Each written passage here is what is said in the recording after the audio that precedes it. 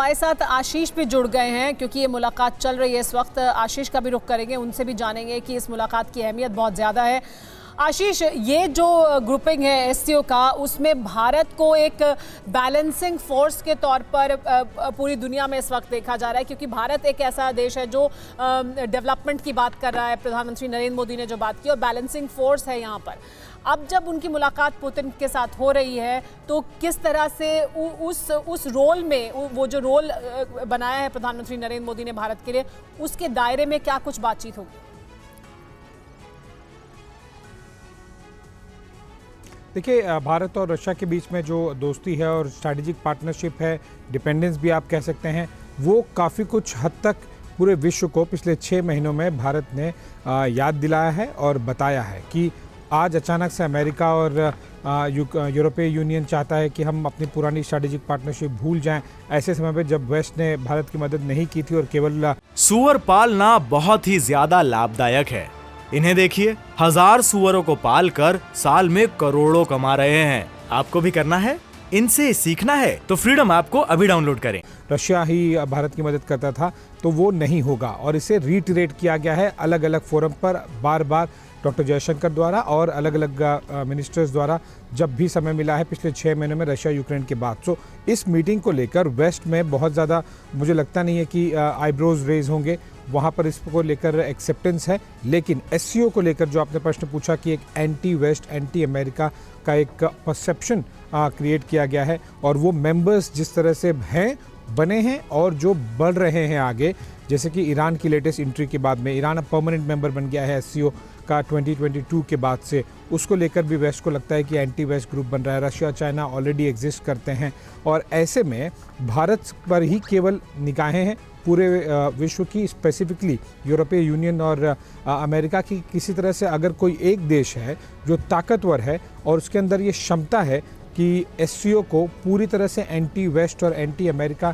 न बनने दे, तो वो केवल प्रधानमंत्री मोदी ही कर सकते हैं। तो ये परसेप्शन को एक बैलेंस आउट करता है। ये बातचीत तब हो रही है कि युद्ध के 200 दिन से ज्यादा बीत गए हैं और कई देशों ने रूस पर प्रतिबंध लगा दिया है। भारत भी आयात करता है रूस से, तो व्यापारिक दृष्टिकोण से देखें तो कितना असर पड़ेगा?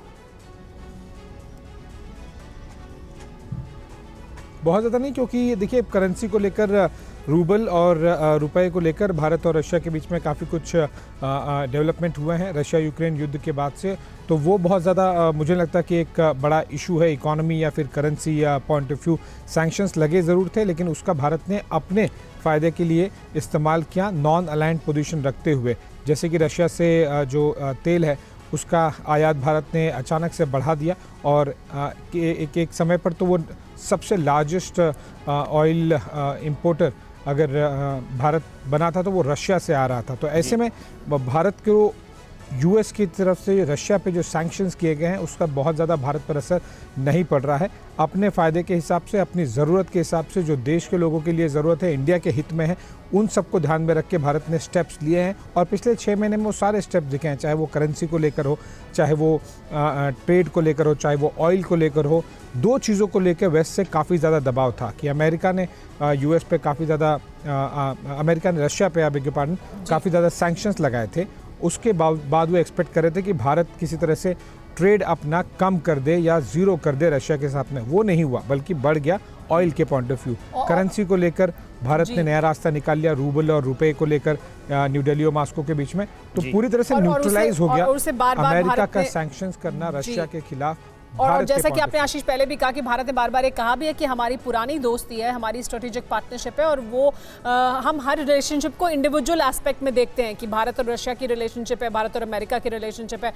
लेकिन मैं आपसे एक संक्षिप्त में जो जानना चाहूँगी वो ये भी कि रूस और चीन जिस तरह से करीब आ रहे हैं, और आज भी हालांकि ये कहा ज़रूर पुतिन ने कि बहुत से कंसर्न्स हो सकते हैं शी जिनपिंग के यूक्रेन युद्ध को लेकर, यानी पूरी तरह से एक मंच पर नहीं है, कुछ डिफरेंसेस ज़रूर हैं, लेकिन फिर भी बहुत करीब दिखाई दे रहे हैं।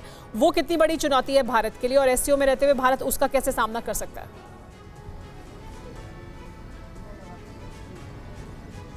चुनौती तो है, ये कहना कि चुनौती नहीं होगी ये गलत होगा, लेकिन चुनौतियों को किस तरह से बैलेंस किया जाता है, किस तरह से आपदा को अवसर में बदला जाता है, ये भारत से बेहतर पिछले कुछ सालों में विश्व में किसी और ने नहीं दिखाया है। अब देखिए, रशिया का प्रेजेंस इंडिया के लिए पॉजिटिव है, चाइना का प्रेजेंस इंडिया के लिए नेगेटिव है, लेकिन वहीं ईरान का प्रेजेंस इंडिया के लिए वापस एक डबल पॉजिटिव हो गया है। ईरान जब परमानेंट मेंबर बन गया है। उसके अलावा आप अधिकतर सेंट्रल एशियन कंट्रीज देख लीजिए जो कि फाउंडिंग मेंबर्स हैं, वो भी भारत के साथ में बहुत बेहतरीन रिश्ते रखते हैं। पाकिस्तान का प्रेजेंस नेगेटिव है, लेकिन पाकिस्तान और चीन पर एससीओ प्लेटफॉर्म का इस्तेमाल करके भारत किस तरह से दबाव लगातार बना सकता है, बढ़ा सकता है, इसलिए इस तौर पर आपदा को अवसर में बदलने वाली चीज़ यहाँ पर प्राइम मिनिस्टर से देखने मिली। देखिए, एक तरीके से प्राइम मिनिस्टर मोदी ने बहुत स्ट्रॉन्ग सिग्नल दिया है पूरे एससीओ को और स्पेसिफिकली चाइना को। आधा समिट उन्होंने अटेंड नहीं किया एससीओ का, कल वो नहीं आए थे, आज आए, 24 घंटे से कम का समय था। शी जिनपिंग के साथ में कोई द्विपक्षीय वार्ता नहीं की गई। ये एससीओ प्लेटफॉर्म का सही इस्तेमाल करके मैसेज देना ही है, स्ट्रॉन्ग मैसेज है। ऐसे समय में जब प्राइम मिनिस्टर मोदी और शी जिनपिंग द्विपक्षीय वार्ता नहीं कर रहे हैं, इंडिया ऑस्ट्रेलियन और जापानीज दोनों नेवीज के साथ में कैरियर बैटल ग्रुप लेवल की एक्सरसाइज कर रहा है। अगेन मैसेज है। तो एससीओ प्लेटफॉर्म का इस्तेमाल हमारे हित में जो देश नहीं है, चीन और पाकिस्तान जैसे, उनको मैसेज देने के लिए और पूरे विश्व में एक बैलेंस आउट करने के लिए भारत एससीओ प्लेटफॉर्म का इस्तेमाल बेहतरीन कर रहा है, बेहतरीन तरीके से इस्तेमाल कर रहा है और आगे भी ऐसा करता रहे। सूअर पालना बहुत ही ज्यादा लाभदायक है। इन्हें देखिए, 1000 सूअरों को पालकर साल में करोड़ों कमा रहे हैं। आपको भी करना है, इनसे सीखना है तो फ्रीडम ऐप को अभी डाउनलोड करें।